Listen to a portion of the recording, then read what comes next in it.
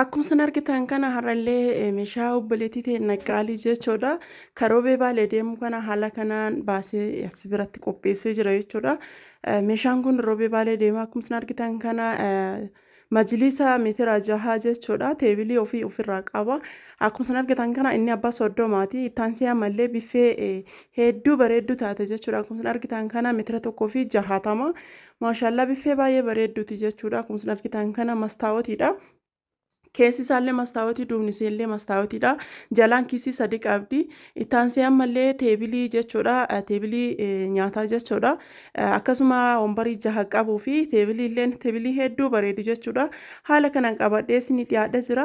Assalaamu alaykum warahmatullahi wabarakaatu. Ashama harka fuune jaalatamtootaaf kabajamtoota uummata Oromoo jirtu bakka jirtaniin nagaaf kabajaan kiyya isin biraa jiraatu. Amantiin kutana soodaan qoodiin kan dhiiraa kan intalallee keessi isaa jechuudha. Mastaawotiin akkana fakkaata jechuudha. Girgiddaa irraallee mastaawotii qaba. Alarraallee mastaawotii qaba. Maashaallaadha akkana fakkaata jechuudha.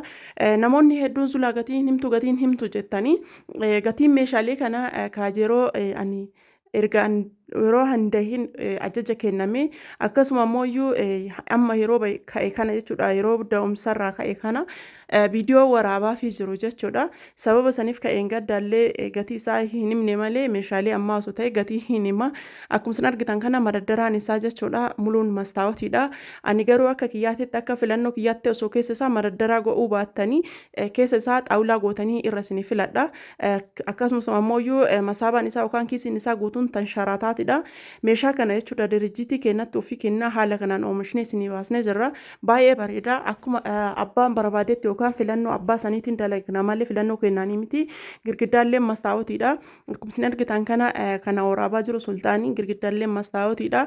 Afoollee mastaawotiidha. Maddaraallee mastaawotiidha. Ani kan isinii filadhu garuuyyuu osoo keessa isaa xaawulaa gootanii maaliif mastaawotiin meeshaa ulfaatu yookaan meeshaa gurguddaa baadhachuu hin danda'u. Waan keessi kiyya biffeen kiyya jechuudha kan mana keessa. Keessi isaallee duubni isaallee mastaawotiidha. Garuu meeshaa ulfaataa yoo irra kaa'u baay'ee na sodaachisa. Maaliif osoo meeshaan tokko achirraa lafa dhahee meeshaa hundatuyyuu galaafatama. Ittaansee biffee hedduu bareedduu taate jechuudha. Islaalame hedduu bareeddi jechuudha. Balbala lama qabdi dhiifama meeshaa ittiin hojjennu ijoolleen as keessa kekkeetti hanga inni bahuu fi meeshaa wanta akka qalamii maalii meeshaa ittiin dalagamu jechaadha.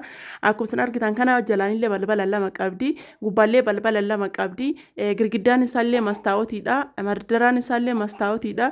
Baay'ee bareeddi jechuudha. Filannoon keessan yoo kana ta'e jechuudha. Akkasuma yoo kichin kaabineetii qabaattanii meeshaa geexii qofa keessa daradaruudhaaf baay'ee baqiidha jechuudha. Kana ol hin barbaachisu. Biffee baay'ee bareeddu jechuudha. Istaaliin isillee hedduu namatti tolti.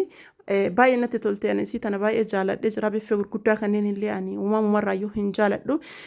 Mataan isii gubbaalleen akkuma isin argitan kana akkana jira.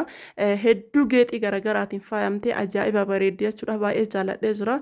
Namoonni biffee lamaan kana keessa tokko jaalatan keessan na dubbisa. Gubbaa isaa kanarrallee hababa kaa'achuu dandeenya. Sababa xaawulaan isaa as bahee jiruu fi akkuma isin argitan kana baay'ee bareeddi istaandii fakkaatti. Haala kanaan bareeddee jirti jechuudha. Akkasuma immoo lachuuyyuu ka obboleettii teennaati. Tokko ofiif dalaysiifattee tokko ammoo nama biraatiif dalaysiiste.